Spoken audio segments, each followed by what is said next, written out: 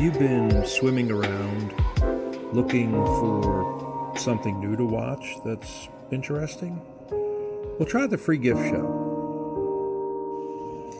You can jump in with us anytime, pick up a show and enjoy yourself. And don't forget to invite your friends along to make comments during the show to qualify to win different prizes, which will pay for the shipping to ship out to you. So follow us and come along, and let's see who we interview and who we have on the show. It's quite a few interesting guests, I'll tell you that.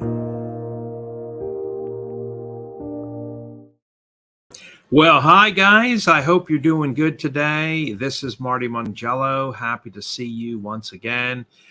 We are getting ready for you. If you're watching this show months from now, it happens to be getting ready for the new year, 2024. Today, we have a fantastic author, Anthony Knopps, who is on with us today and has been busy in this industry. Anthony, great to see you. You are certainly doing well in writing as an author. My goodness gracious. You just cranked out 2 books. We're going to have you back on again in January 20th. Today is December 20th in the year of 2023. Going to be back on again in January. You're just cranking them out. Yeah, it's a blessing to be able to have the opportunity to do that. And I've got 2 other titles that are due out in March and in May as well, trying to move more into the children's genre as opposed to historical fiction. Children's stories are a little bit harder to write because, as you know, with children's stories, every word has to be precise, and you can't go off on a 3,000 word tangent like you can in a novel that introduces a red herring.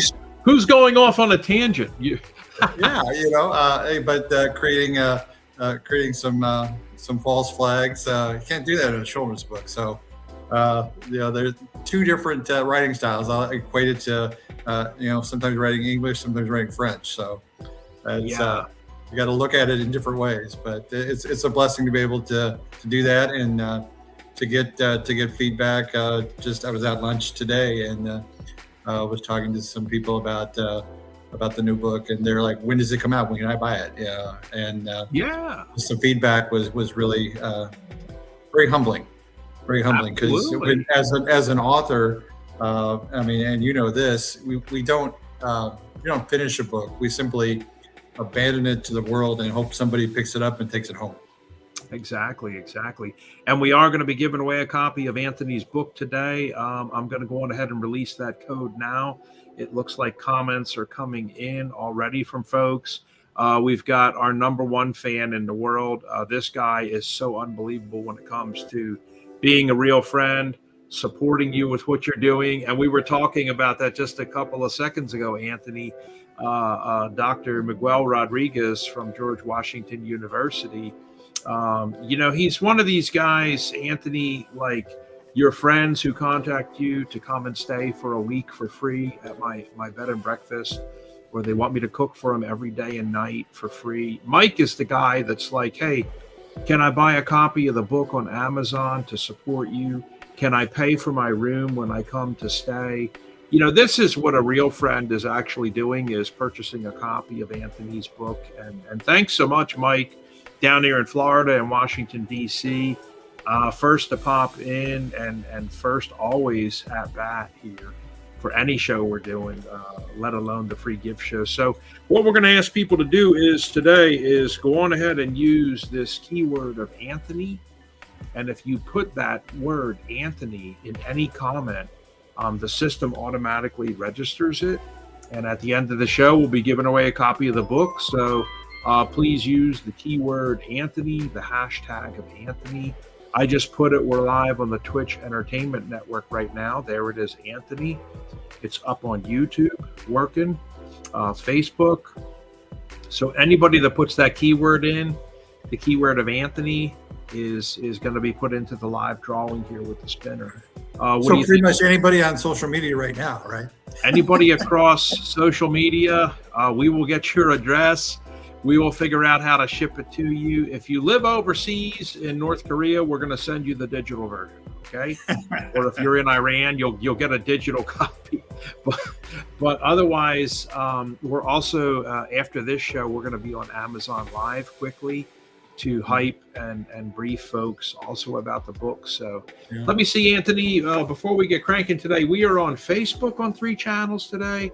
We are broadcasting live on LinkedIn with our contract with LinkedIn. YouTube, we have a Brand Connect contract. That's an elevated contract we just had signed with them. Twitch Entertainment Network, I see we are fresh and live. A stream is real good. Twitch is a new contract. X, of course, and we're going to be on Amazon for a little while. So let me just jump right in there with it. Where did the love of history, come from, Anthony? Was it, you had a dawning moment when you were 8, or you went to a national park when you were 10? What brought this love of history about? It's a number of things. This book in particular, the page in history, is drawn from an exercise that I did with my campaign and elections class back in the fall of 2020. And if you remember that time, there was a lot of uncertainty. That's a lot right. of concern about where things were going to go. And one of the topics we brought up in that class was something that was called the Transition Integrity Project. It was in June of 20, where the project convened a bipartisan group of more than 100 current and former senior government leaders, campaign officials, other experts, business leaders. And they did some tabletop gaming scenarios about what would happen if the election went off the rails. And as we know that there were concerns about the integrity of the election, and could a determined campaign have an opportunity to contest the election into January of 2021. And what the Transition Integrity Project found, that this was a legitimate case, and that federal laws provided little guidance for how Congress should resolve irregularities. And we saw this sort of come into play with January 6th, with all these other things, and just how fragile our democracy was. And the students were they were shocked. They could not believe that this would happen. And then we're playing in real time as this is going on. And the term, of course, came to an end after a couple weeks after the election, and they're all like, "What are we walking into?" Because as the concerns grew about election integrity and the like, I saw it as an opportunity to take those lessons from that class and build it out into a full-length novel. So when I wrote A Page in History, the majority of it was written in that interregnum period between the election and Inauguration Day. And as I look forward, this is about the 24 election. So you're writing it, in 2020, about 2024, trying to figure out how that's going to play out and what elements to pull in. And this wasn't written from a Republican point of view or a Democratic point of view, because and you're in marketing. Why do you want an alien to have your audience? No. So that's what we tried to do. And as I built out that story, I worked with colleagues who are constitutional experts, and went through some of the nitty gritty of it. Is this accurate? Is this what we should do? Is this an accurate representation of what the story is? And we went through there and built that out, and they were very. It was a fun process to look at just how fragile things are, because they are quite fragile. And where does that? And there's also a cautionary tale in this about what do we do now? Now that we've identified the problem, what do we do with it? Right. Yeah, and I've got actually a page in history up right now. I'd like to share it with the audience so everybody can get a chance to see this. And I'm going to do it on Amazon, guys. So easy to do, easy to find. Jump on there to Amazon, and you'll see a page in history right here. Anthony G. Knopps, doing pretty good with a 5-star rating as a publisher and an author myself. I would just like to say, if you do buy a copy of his book, you know, and you get it in, watch the Amazon algorithm, wait 10 days before you do your review, because, you know, sometimes it'll kick you off if you do the review too fast. $19.99. So also on Kindle, I'm a big fan of Kindle. If you want to just pick it up and earn 9 points, $2.99 right there. And we're going to ask Anthony to read a section from his book. I had pre-warned him. We like to ask people to read a section. But before we get to that, I would like to also say, guys, we have a question that came in here from Dr. Rodriguez, and he was asking. I didn't want to ignore him. He was saying, Anthony, where do you get your inspiration to keep writing year after year? Because you've got 2 now here cranked out very, very prominently, and you've got 2 more. So where do you find the inspiration year after year? Yeah, I mean, it's comes from different places. A lot of it is from my children, my experiences, my students as well. The book that we're going to talk about in January was an idea that my daughter, who was away at college at the time, offered because she was dealing with. She's an environmental science major, and she was looking at food insecurity, and we looked at why that is a huge problem here. And surprisingly, most college students, there are 40% who are food insecure. They're not aware of where their next meal is coming from, and the majority of those, that 40%, are student athletes. Right. We would think that that's surprising, but when you start to break down that number, you know, a lot of those student athletes are not on scholarship, and they can't go out and get a job at a fast food restaurant because they have to spend time practicing, and that becomes a problem. And then you look at the larger dynamic in the community. One in 7 children in the United States, are food insecure. So trying to raise those issues, and you know, I also, as you know, work a lot with the military, and the issue of traumatic brain injury. My daddy has a headache is personal to me, because we have had 400,000 returning service members from 2000 on, that have some level of a traumatic brain injury. And as somebody who deals with that every day, I need to make sure that those voices are not just heard, but people identify with that. So those were the reasons behind the 2 children's stories. And in a lot of ways, you know, Page in History is the same level of awareness.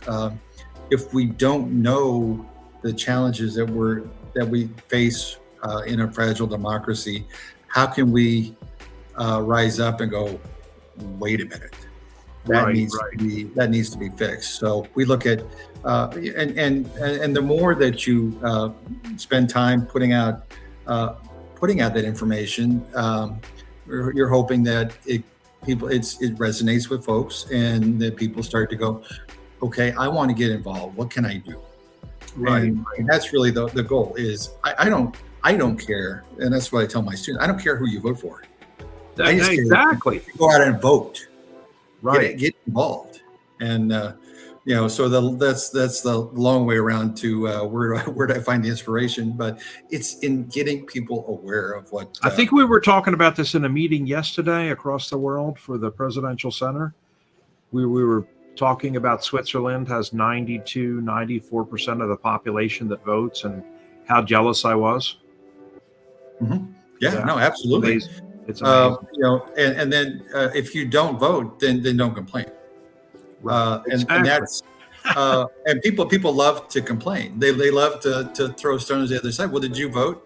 Oh, well, no, I couldn't find the time. The bachelor was on. Or they tell you they did vote, and you look them up in the voter registry, and they're not even registered. Yeah, and it's just So then the next time I see them, I'll tell them, I'm like, I couldn't help, but I looked you up on the voter registry and the state records, and you're not even registered to vote. Right. And it's that's if these efforts can get one more person to vote, can get one more person aware that traumatic brain injuries are a huge problem, or that food insecurity is a huge problem, then I've done my job. Yes. And my publisher has done their job in getting the word out. And that's really all it's about. I mean, like we said, we'd abandon books to the world, and we hope people pick them up and take them home. And that, in essence, is what we're trying to do here. Exactly. I love this in your dedication. It says this book is dedicated to those selfless public servants who put themselves in harm's way that day, not just to protect lawmakers who anxiously sought refuge behind doors and under tables, but to protect the very institution and ideals that so many overseas aspire to when they see the United States as that shining city on a hill. I can't help but tell you all of the foreign players that we have, some of them in some of the game systems I play in. I host a brand new gaming show. Many of them have, like, on their profile, we love Captain America and these famous superheroes like Batman. Now go on ahead and save the world just like you do in your movies from Hollywood. They are expecting us. Right. They're waiting for, and I'm like reading this on a Turkish guy's profile who's about my age, 58, playing a game with me on a handheld mobile device. This is his motto that he has. We love the Batman and Captain America and Iron Man, and he's got a couple others that he mentions. Now go on ahead and save the world, please, like we see in the movie. They love our movies. Mm-hmm. But they also resonate with what you have here in your dedication. Right, and I think that's what's really important is there are so many people that are doing it for love of country. They're not doing it for themselves. They're not doing it to be the next YouTube influencer. They're doing it because it's the right thing to do, and we need more people like that. And if we can get, I got a note, an email this morning from people looking for election workers for the primary, and can you reach out to your students? Would they be willing to help? And Right. those I'll answer, and every day that ends with why, because they're important, and if you just pay attention, that's Sure. the challenge. People just need to be aware of what's going on so they can make the change that we all would like to see. And that's why I think a page in history is a good reflection on that, because the hero, quote, quote, that we follow along in this is not somebody who asked for the office. It's not somebody who asked for the challenge of the campaign. He's doing it because of a calling greater than self. That's And right. I think that's a lesson that is very easily forgotten in today's world, when our attention span is 7 seconds and we're all looking for the next shiny thing. We have to be focused. What is the mission? How can we streamline our efforts? What can we do? Why are we here? Those are all fundamental questions that we need to ask. And when I deal with students, we also deal with misinformation, and that's a huge problem. And this book addresses the challenges of misinformation. Who do we believe? Who's really in charge when that president steps up to the podium? Is it him or her? One day, maybe. But are they articulating their vision, or are they reading what's what's put in front of them, and we're watching to see their eyes to see if they blink, Right. to see if it's authentic. And that, Yeah, and I that's think there's a balance there we saw in Europe this week in the EU, with the very first case ever processed, against X, saying essentially like the governments are going to control what information is put out there.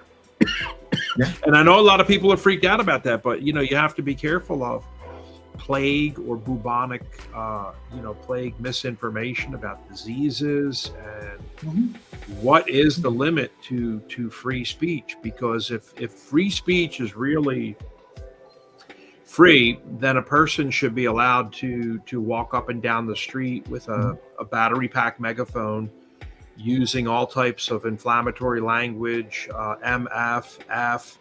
Why are you not allowed to use those words? Where at what point does a person lose their right to certain aspects of free speech? It's very important. Right, and I was on a show in Ohio where we were talking about misinformation, and I said this is a fundamental issue of our time, because it's not just in politics or not just in business, but in normal communication between two people.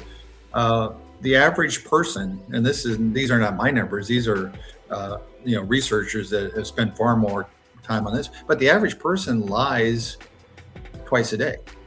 Sure. The average person, and that doesn't count how many times we lie to ourselves. And that's a bigger concern. So, are we surprised that misinformation is taking hold? No. Do we need to do more with literacy, digital literacy? Yes. I mean, how many times have we shared a story on social media that we know is blatantly false? Sure. Well, look at We criminal shared it behavior. because it was cool. I think it's 86% of people in American prisons, the largest incarcerated country in Earth history of 205 countries and territories. About 2.4 million humans incarcerated. About 900,000 of them are Black humans, which is 40% of the population. And we know that 86% of them are functionally illiterate, which means they can't read or write. Yeah. So, yeah, if you allow illiteracy, and that's why my wife and I built 2 little free libraries and spawned at least 2 more. There's 22 all around us now within a 20-minute drive. But, it is very important to continue to write books and to face down these, I have the right to say anything I want all over TV and blow it in and out across social media, and take advantage of people who don't have, a master's degree like you and I do, and to be irresponsible with your position or your education. And absolutely, one of the protagonists in the page in history counts on that. Counts on the level of misinformation to be able to leverage that in his growth to in his attempt to become president. And this is it's written not in the Trump era, but in the post-Trump era, because I think there's plenty of people that can pontificate about Trump and the current in his current insert comment here, but I wanted to look at it from a post-Trump standpoint. So what do we do next? Because eventually that ends, and who then picks up that ball and runs with it? Are they going to do a better job, quote quote, than Trump did? What's the goal here? So when we look at a page in history, it's not Trump versus whatever. It's the Constitution, the foundational structures of this country, and just how fragile they are. And that's one reason why I didn't write it with Trump in mind, because I wanted to get beyond that. Because I think we do need to get beyond that. Sure. And look at, okay, what do we do now? It's a changing world. I mean, this is not 1946. Right. I mean, you're looking at an election year in 2024 when I think I saw this, and apologize if the numbers are off, but there are 4.5 billion people that will be voting on new leaders or keeping their current leaders in 2024. That's a significant part of the global population. And if you look at where the trends are going, what's more efficient? Is democracy efficient? Oh yeah, this is a big argument. People are saying like it's a lot better actually just to have a dictator, and we are disenfranchised with democracy here in Africa, in our country, or in Asia, in our country. And it's just better to have one contiguous, congruent leader for about 30 to 40 years. And the chaos with democracy that we are seeing and experiencing, and constant changing, differing platforms, and everything that they did is going to be dismantled. They're dumb and stupid, and we're in charge now. We're going to, people are saying it's chaotic for them. Absolutely. And I do work in the Republic of Georgia, and that is a curious refrain, because the folks in Georgia do not want to go back to the Soviet era. But when you look at just in the capital of Tbilisi, you'll see a bunch of half-built construction, because the new administration comes in and they go, we're going to build this, and we're going to build this, and we're going to build that. And then they get voted out of office, and the new administration comes in and goes, well, that's stupid. We're not going to do this. We're going to build this over here.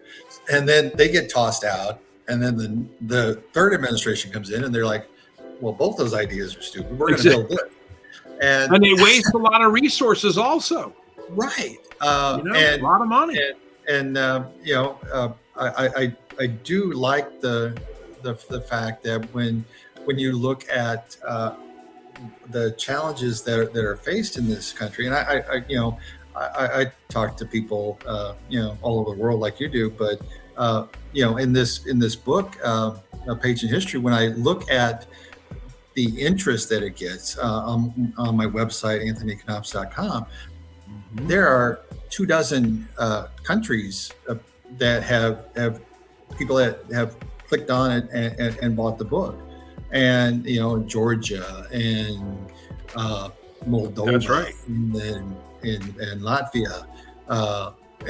They come here, they study at the Montpellier Center and at Monticello, and you ask them, why is this whole delegation here from Georgia? And what do you, well, we're here for 2 weeks. We're studying the formation of your Constitution. I'm like, really? They're like, yeah, you do realize that it's the longest running Constitution in the free world history. I'm like, get out of here. We're like a young child country. They're like, no, it is, Marty, the longest. Monty, it is the longest running one still left on Earth history. I'm like, on Earth history, it's the long. Yes, Marty, it is the longest only running one. We have had many other form constitution in different country, Marty, but they are gone. It is removed. Yeah, and you're the only one left now. I'm like, this little country, America, we're like a little child on the world stage. Yeah, and then when you try to push people towards empowering citizens, I did this in Vietnam and then also when the Politburo came to DC, we talked about empowering the citizens, and you're dealing with a communist country that's trying to be a free market as well. So they're trying to be a little bit of both. And I said, you've got to control corruption. You've got to control this. Right. You've got to be transparent. And they were like, well, how can we be transparent? And I said, this is how we do. And we went through a 3-day workshop on building transparency and building. I know. As far as transparency, a lot of people have been shocked that the Rotary Club that you and I belong to, that we publish our income statement every month, going back years, that we publish our balance sheet every month, going back years. I've been told by Rotarians it's a little too much information. It's just semi-unsettling that you're that transparent. It's like, but we have nothing to hide. Right. And I think that's a lesson too that really resonated in the reviews that I read on my website, anthonyknopps.com. There's the people that are like, you're not taking a side. You're honest in the depiction of these characters, and now and the reviews they're like, I didn't I'm not a fan of historical fiction, but I couldn't put this down.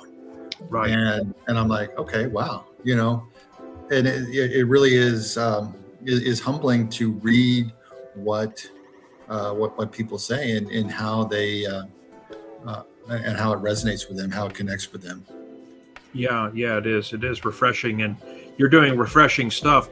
I also tell people regarding free speech and free activity and free actions, like, because they sometimes juxtapose the argument against a book like this and say, well, it's their right to protest in the Capitol, and it's their right to do all this, and that's why people had to die and be shot to death and attack the police and attack armies, because that's what our founding forefathers went through. That's what they did. They killed, other humans. I'm like, okay, I understand that about the founding forefathers, but wait a minute.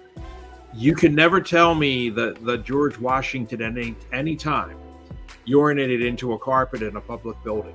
Okay, you can never showcase to me that James Madison smeared fecal matter on walls, and you cannot offer any instance that Thomas Jefferson, I lived in Europe for many years, I'm an expert on Jefferson, that he ever smeared blood on statues. Nobody behaves like that, and it's not your right to come in here to my town here in Grover, North Carolina, with 1,000 guys, kill a couple of our police officers by beating one to death with a fire extinguisher, smashing his head open. We had police officers at the Capitol who also killed themselves. They were so embarrassed they committed suicide. It's not your right to do that in a town meeting with 1,000 people and take the thing over and then urinate in rugs and do all that crazy stuff. No founding father ever behaved like that. You want to ask, like, what do we do now? What do we do today? How do we handle and work with this in social media moving into 2024? I'm like, as far as that, you can go back 250 years. It's the same answer. You don't do any of that. That's how you handle all of that. That's inappropriate conduct. It's not your right to do that, and it's wrong. Everyone in the universe, I don't care what creature from which planet that we make contact with, knows that is inherently wrong. And that may be part of the problem. I mean, is the aliens drive by this I put drive in quotes, drive by this planet and go, no, we're not going to stop, we're going to keep going. We're skipping. Yeah, that's we'll wait and see. Give us 100 years, see if they're still there. Okay, we'll come back. But yeah, it is an interesting time. We talk about hinges of history, and I'm reading a book about April 1945 right now. Is a hinge in history because of all the changes that happened at the end of World War II, and it feels to me as an academic, as a former journalist, that we're approaching, if not in the middle of another hinge. And where are we going to go? What are we going to do? Are we going to go this way? Are we going to go that way? And that's one interesting thing about democracy. It's it's not up to you, or it's not up to me. It's up to us. And can we get to a point where you can't necessarily argue with people if this is what the majority of people who vote, get back to that, are voting for. So I think that's important. Like I said, just get out and vote. I don't care who you vote for. Exactly. Just be vote. More like Switzerland. Let's get 92, 94, 96% of the people. Hey, voting. There you go. And they asked me the same thing, Marty, how can you be on stage at the Democratic convention as an invited guest speaker twice, and then we saw you were in Chicago at the Republican Party doing a huge dinner there? I'm like, look, I'm here to support the Green Party. I'm the Libertarian. If it gets out the vote and more people get involved in this country and go out and at least pull the lever or put their ballot into the machine or however you vote in your state. I'm all for supporting. When I see that we reach 92, 94, 96% of the population that's eligible to vote, that's voting, maybe I'll start picking sides and telling clients I'm not going to come to Chicago and raise the most amount of money in history is what they told me. Okay. Yeah. And I think that's what's important with the page in history on my website is I don't take sides. This is not You don't. from I've read your work. Republican perspective or a Democratic perspective, and part of that is my journalistic training. But it's also, why do you want to alienate half your audience? You don't. That's not good marketing. No, exactly. Well, when we come back, guys, we're going to ask Anthony to read a page from his book that he has selected. We'll be right back. Grab a drink, grab a soda, grab a water. Give us a couple of minutes for some commercials that pay the bills, because one thing I do get asked often is, how much is the charge for me to be on the show, the fake show? Because I get hit with so many of these, Marty, and they all want like $2,000 to $4,000 to be on. We don't charge people. You would never charge a guest. I've been a guest on over 100 TV shows across the world, 6 continents. You would never charge a guest. It's wrong. So let's get a couple of commercials in there. We'll be right back, guys.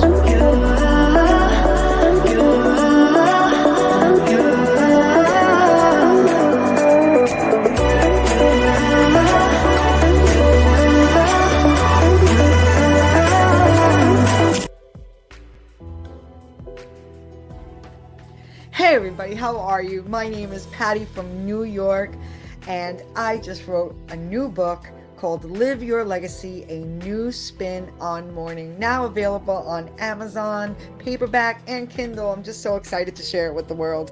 Come check it out. Available now. Let's play a game. खेल भी?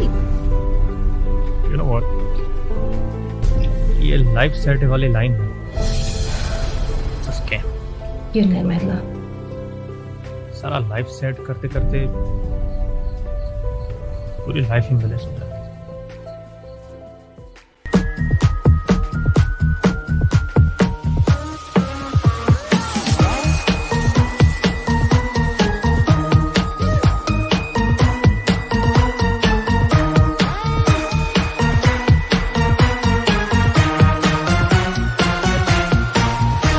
What's next, bro?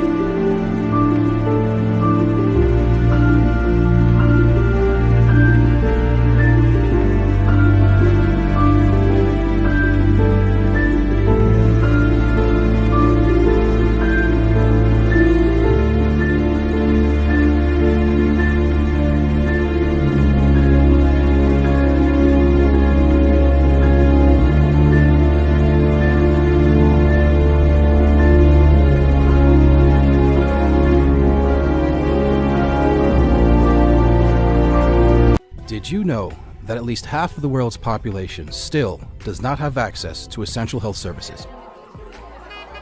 One of the biggest problems in developing countries is the lack of medical monitoring devices. We have a solution. Kipuwex.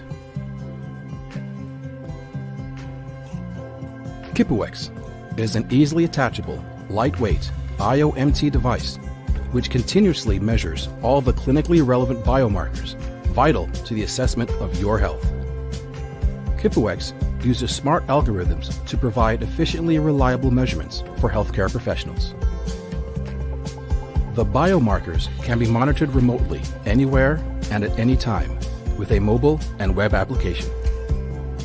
Kipuwex is not limited by physical infrastructure and is suitable for professional use and in the future for home users as well. A simple user interface will let you choose which biomarkers you want to view and displays them on easy-to-read graphs. We here at KipUX want to combat healthcare inequality and help millions of people around the world.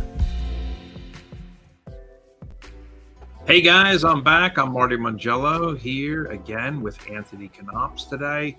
And I have mastered saying his name. It is Knopps.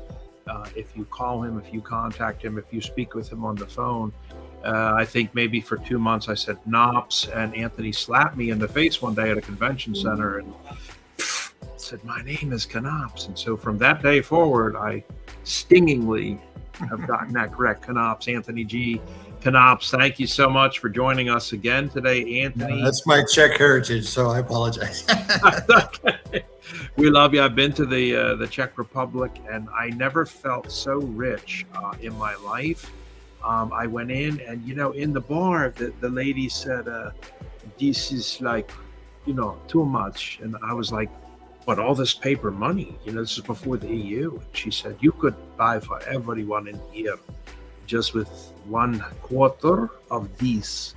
And I was like, well, let me do that. I want to buy a drink for everyone in this bar. She's like, it must be like 30, 45 people. I was like, this is like paper money. It's like Monopoly money.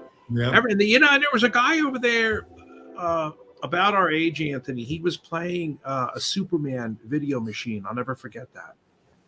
It was like a video game in the bar. Yeah. But you're going to read from us from your book, A Page in History. What have you selected for us today, sir? Well, it was hard really to try to find a section of this. So I because I don't want to give away the story, but I also want to find enough balance where people can get interested in it.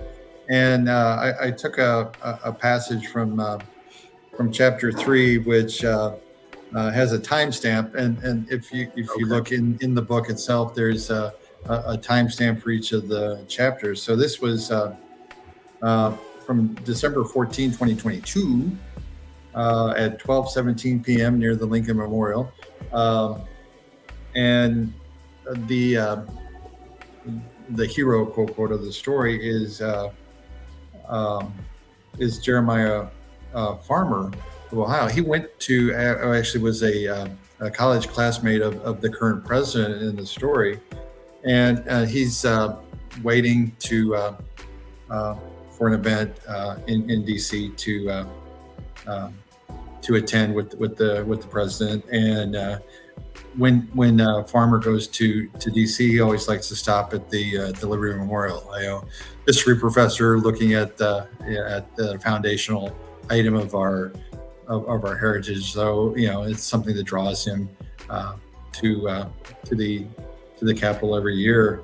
And so the passage is. I'm not going to go too far into it, but so this is near the Lincoln Memorial at 12:17 on Wednesday, December 14th, 2022. In the narrative here, a fireball lit up the pure December sky over Washington.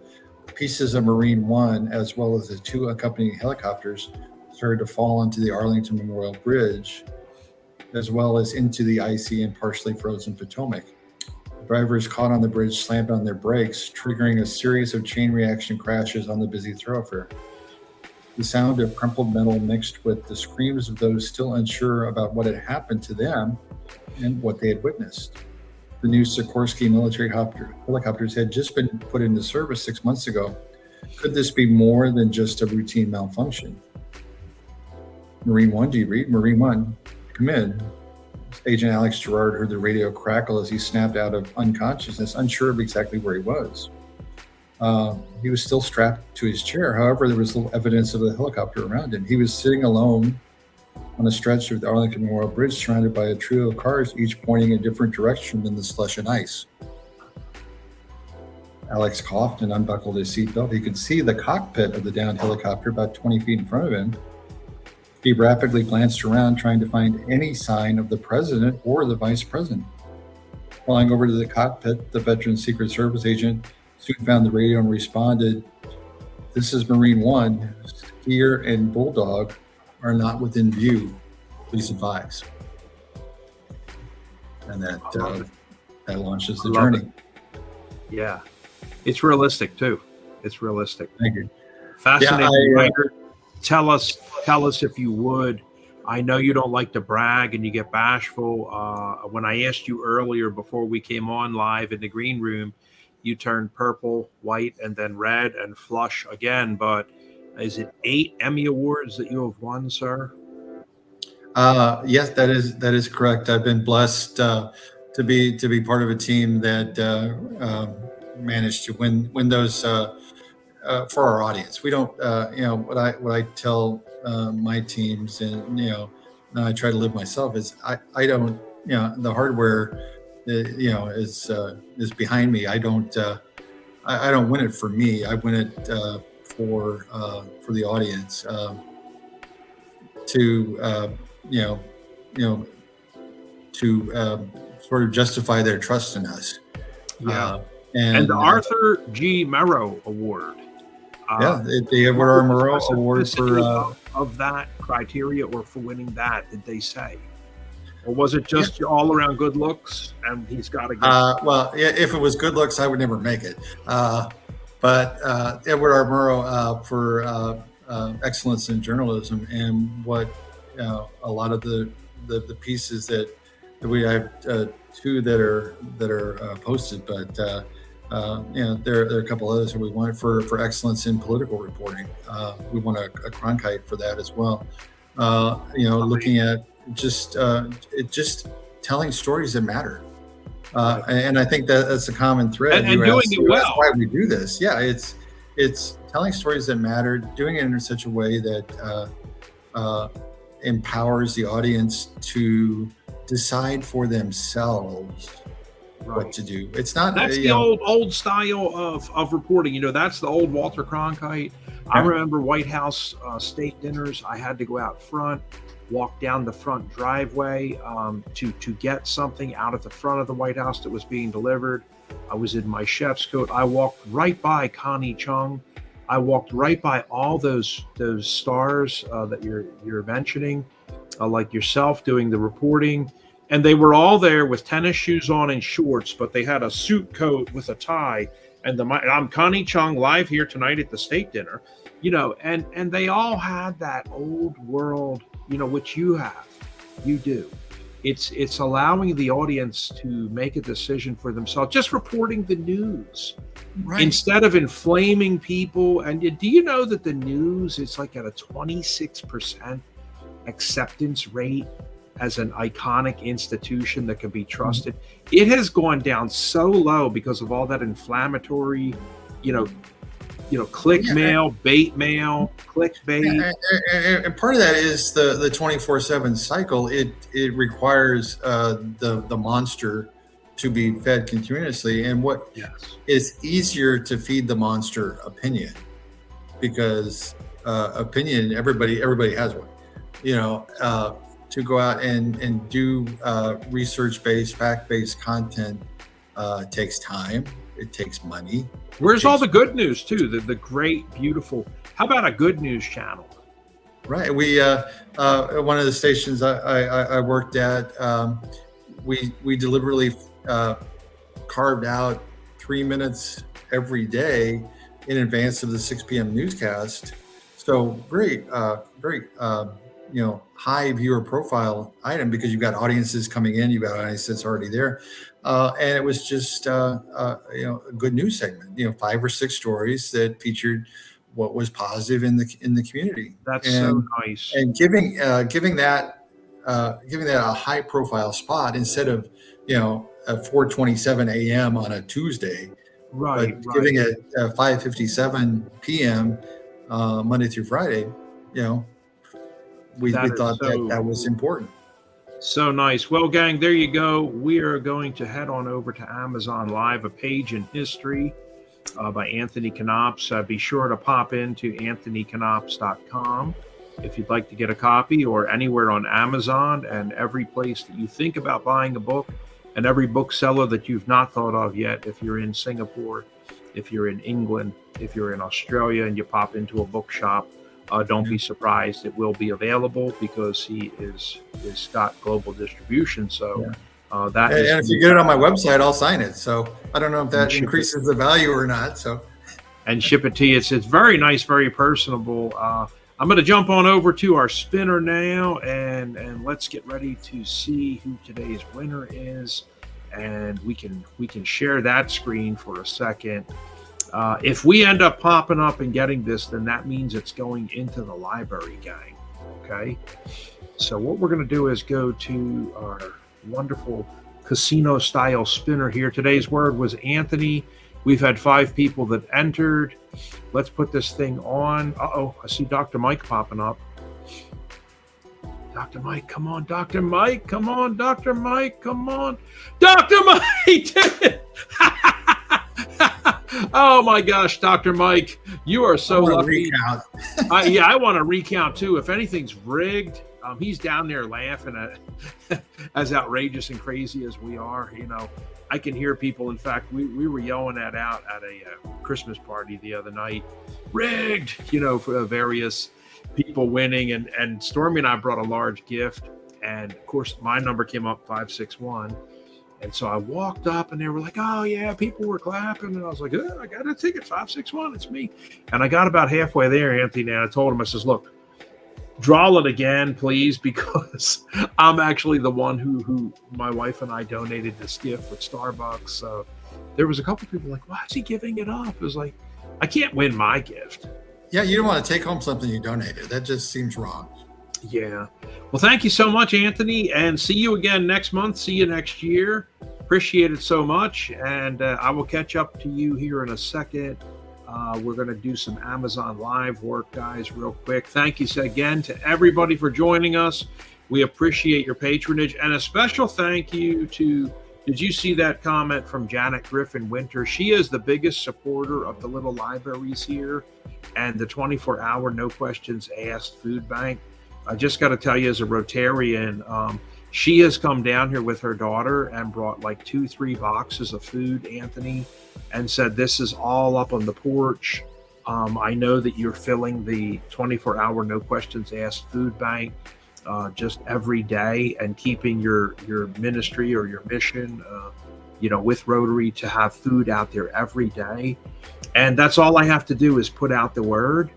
And she'll probably contact me that night by social media or call me and say, Ave and I are going to come down and we've got a bunch of stuff again.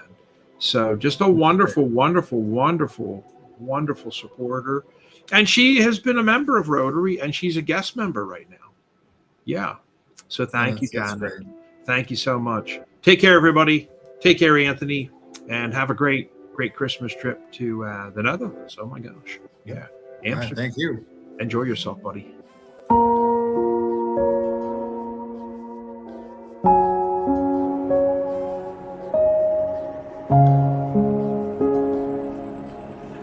Thank you for joining us on the Presents Streaming Network.